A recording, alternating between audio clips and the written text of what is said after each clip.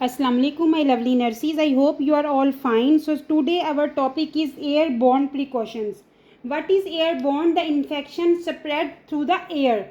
For example, there is some certain diseases. If the patient have those diseases, they can spread infection through the air, through their coughing, sneezing, even talking. So I will tell you which certain diseases can spread the airborne infection. So there are some diseases. Number 1, measles.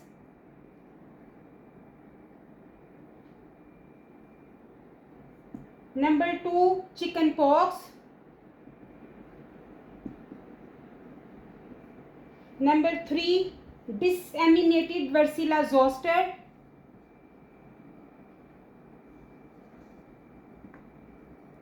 Disseminated varicella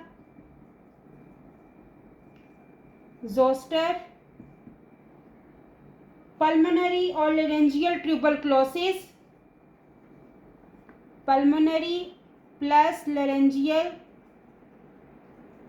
tuberculosis and COVID-19.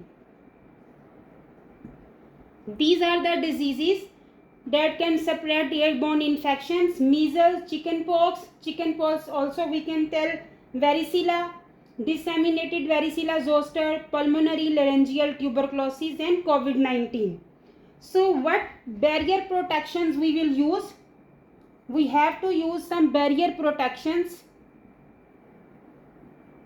Barrier protections, always keep patient in a private room.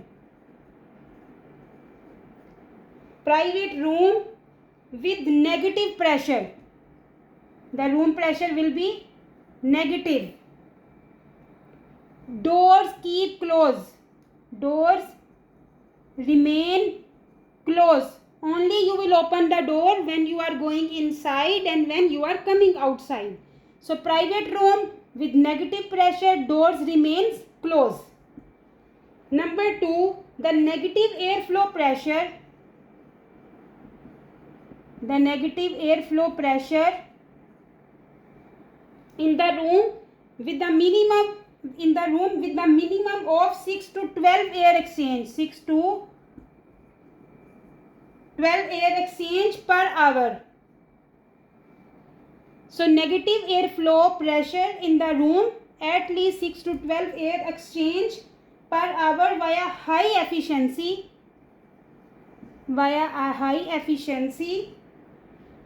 particulate air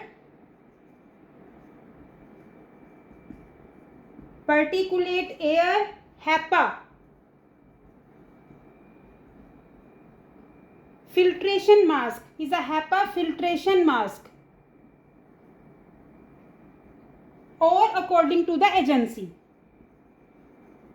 according to the facility requirement.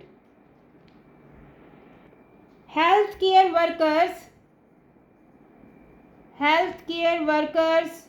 always wear N95 mask. The healthcare workers always wear N95 mask or high level. In cases of COVID clients, as I gave yesterday the droplet precautions, the COVID-19 clients both airborne and droplet precautions may be instituted. Contact precautions may also be needed. Follow according to the agency and the facility requirements. And we will also put the eye protection for the droplet like goggles and the shield. A surgical mask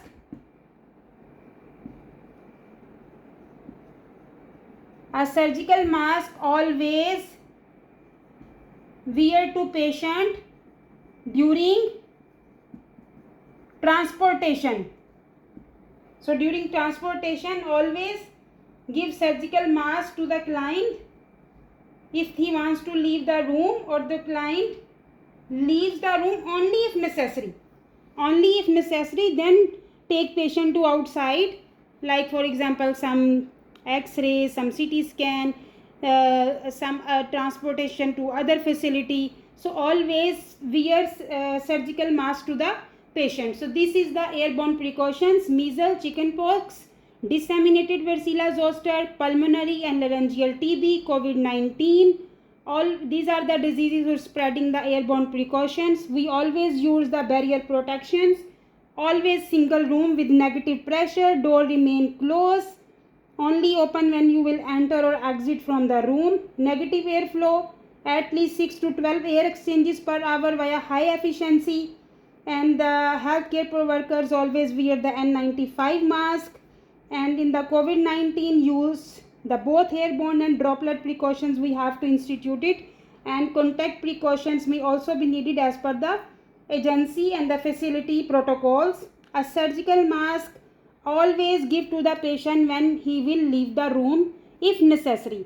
I hope you like the lecture. If you like, please share and subscribe my channel, and don't forget to push the bell button so you can receive my next video notification. Thank you very much. Take care of yourself and family. Allah Hafiz.